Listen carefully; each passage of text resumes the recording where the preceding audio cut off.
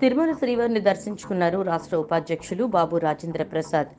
రాష్ట్రం అన్ని రంగాల్లో అభివృద్ధి చెందాలని కోరుకున్నారు. ఎన్డీఏ కూటమి అధికారంలోకి వచ్చి చంద్రబాబు నాయుడు ముఖ్యమంత్రి అవ్వాలని భగవంతుని కోరుకున్నట్లు రాజేంద్ర ప్రసాద్ తెలిపారు. ఆరోగ్యశ్రీ నెట్వర్క్ ఆసుపత్రుల అసోసియేషన్తో రాష్ట్ర ప్రభుత్వం జరిపిన చర్చలు సఫలమయ్యాయి. దీంతో ఆరోగ్యశ్రీ సేవలు యథాతథంగా కొనసాగనున్నాయి. మరో 300 కోట్ల నిధుల విడుదలకు సీఎస్ జవహర్ రెడ్డి హామీ ఇచ్చినట్లు హాస్పిటల్స్ అసోసియేషన్ తెలిపింది. ఆరోగ్యశ్రీ పథకం కింద సేవలు అందించిన ఆసుపత్రులకు ప్రభుత్వం 1500 కోట్ల బకాయిలు చెల్లించాల్సి ఉండగా తాజాగా 203 కోట్లు విడుదల చేసింది. ఈ సార్వత్రిక ఎన్నికల్లో ఓడిపోతామని బీజేపీ నేతలకు భయం పట్టుకుందని, అందుకే అర్థం లేని వ్యాఖ్యలు చేస్తున్నారని పశ్చిమ బెంగాల్ సీఎం మమతా బెనర్జీ విమర్శించారు. ప్రధాని మోదీ తనను తాను దేవుడు పంపిన దూతగా చెప్పుకోవడంపై మండిపడ్డారు. సుందర్బన్లోని మధురాపూర్లో ఏర్పాటు చేసిన ఎన్నికల బహిరంగ సభలో పాల్గొన్న మమత బీజేపీ మీద ఈ కామెంట్స్ చేశారు. ప్రశాంత్ కిషోర్ బీజేపీ కోసం పనిచేస్తున్నారని, ఆ పార్టీ సిద్ధాంతాలను అనుకరిస్తున్నారని ఆర్జేడీ నేత తేజస్వి యాదవ్ విమర్శించారు. ఎన్నికల్లో ఓడిపోతామని తెలిసినా కప్పిపుచ్చుకునేందుకే బీజేపీ పీకేని రంగంలోకి దించిందన్నారు. వ్యూహంలో భాగంగానే కేంద్రం నిధులిస్తోందని ఆరోపించారు.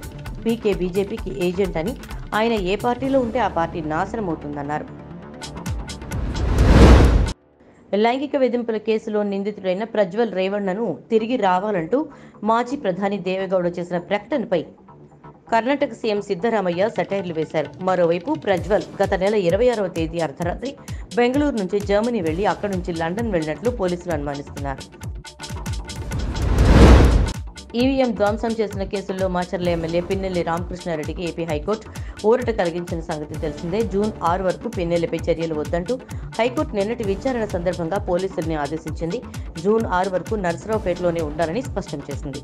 జూన్ 4న ఓట్ల లెక్కింపు సందర్భంగా మాచర్ల వెళ్లవద్దని ఆదేశించింది. నర్సరావుపేట కౌంటింగ్ కేంద్రానికి వెళ్లొచ్చని వెసులుబాటు కల్పించింది. కేసు గురించి మీడియాతో కానీ సాక్షులతో కూడా మాట్లాడరాదని ఏపీ హైకోర్టు ఆంక్షలు విధించింది.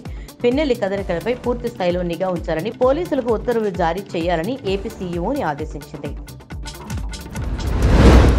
ఏపీ ఎన్నికల్లో చంద్రబాబు మిమిక్రీ చేశారని, పెన్షన్ డబ్బులు ఇవ్వొద్దని ఎన్నికల కమిషన్కు లేఖ రాశారని మండిపడ్డారు మంత్రి బొత్స సత్యనారాయణ.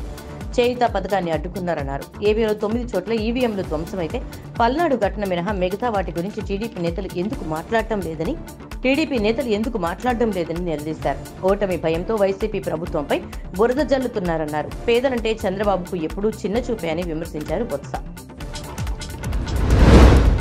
బెంగళూరు రేవ్ పార్టీ ఉదంతం రాజకీయ వివాదానికి దారితీసింది. సిద్ధరామయ్య ప్రభుత్వంపై విమర్శలు గుప్పించింది బీజేపీ.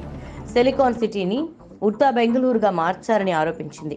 బెంగళూరుపై బీజేపీ చేసిన ఆరోపణలను రాష్ట్ర హోంమంత్రి పరమేశ్వర తప్పుపట్టారు. మాదక ద్రవ్యాల వాడకాన్ని ఎట్టి పరిస్థితుల్లోనూ సహించేది లేదన్నారు. ఇప్పటికే కోట్ల విలువైన డ్రగ్స్ ను సీజ్ చేసి ధ్వంసం చేశామన్నారు. ఖరీఫ్ సీజన్ విత్తన లభ్యతపై, రాయితీపై పంపిణీ చేస్తున్న పచ్చిరొట్ట విత్తనాలపై తుమ్మల సమీక్ష నిర్వహించారు. తెలంగాణలో పచ్చిరొట్ట విత్తనాలకు కొన్ని ప్రాంతాల్లో డిమాండ్ ఉందన్నారు. రైతులకు అందుబాటులో ఉంచిన పత్తి విత్తనాల వివరాలపై ఆరా తీశారు. 50,942 క్వింటాళ్ల జిలుగు విత్తనాలు, 11,616 క్వింటాళ్ల జనుము విత్తనాలు, 236 క్వింటాళ్ల పిల్లి పెసర విత్తనాలను అందుబాటులోకి తెచ్చామన్నారు. కాంగ్రెస్ నేతలు ఇంకెంతకాలం కేసీఆర్ను తిట్టుకుంటూ బతుకుతారంటూ ప్రశ్నించారు మాజీ మంత్రి హరీష్ రావు. త్వరలో జరిగే ఎమ్మెల్సీ ఉప ఎన్నికల్లో ఓడిస్తే తప్ప కాంగ్రెస్కు బుద్ధి రాదన్నారు. ఆ పార్టీకి ఓటేయడం అంటే వారి అబద్ధాలను ఆమోదించడమేనన్నారు. రాష్ట్రమంతా పంటలు ఎండిపోయాయని, క్రాప్ హాలిడే నెలకొందని ఆందోళన వ్యక్తం చేశారు.